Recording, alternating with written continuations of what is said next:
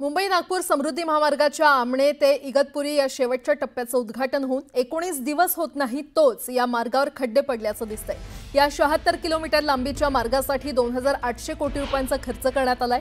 आमणे इथून पुढे 31 किलोमीटरवर शहापूर जवळ ओव्हरपासच्या पुलावर खड्डे पडलेत, त्यामुळे राज्य महामंडळाच्या रस्ते विकास कामावर टीका होते।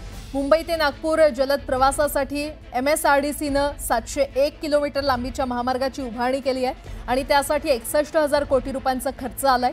त्यातील आमणे ते इगतपुरी या 76 किलोमीटर लांबीच्या मार्गाचं मुख्यमंत्री देवेंद्र फडणवीस यांच्या हस्ते 5 जूनला लोकार्पण झालं।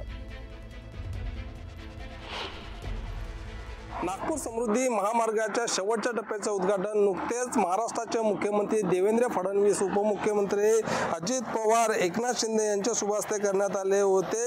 इगतपुरी ते आमणे या 76 किलोमीटर रस्त्यावर अवघ्या 20 दिवसाच्या कालावधीमध्ये हे खड्डे पडल्याचे आपण दृश्यामध्ये पाहत आहोत आणि हे खड्डे बुजवण्याची काम हे अवघ्या 20 दिवसाच्या कालावधीमध्ये रस्ते विकास महामंडळाच्या करावं लागत असल्याने ही बाब ही एक खेदजनक आहे। या मुंबई समृद्धी महामार्गावरनं असलेली जी वाहतूक आहे, नित्याची वाहतूक ही मोठ्या प्रमाणात होत असून मुंबई नाशिक महामार्गावरनं जाणारी वाहतूक हे या दिशेने येत असताना या रस्त्यावर अशा पद्धतीच्या अवघ्या 20 दिवसाच्या कालावधीमध्ये खड्डे पडणे ही मोठी शोकांतिका आहे। 76 किलोमीटरच्या रस्त्याला 1182 करोड रुपयाचा खर्च केल्यानंतर समृद्धी महामार्गावर अगदी शेवटच्या टप्प्यातील असलेल्या इगतपुरी ते आमणे या रस्त्यावर अशा पद्धतीच्या खड्ड्यांची मलमपट्टी करण्याची वेळ ही प्रशासनावर किंवा रस्ते विकास महामंडळाला येणे ही मोठी खेदाची बाब आहे।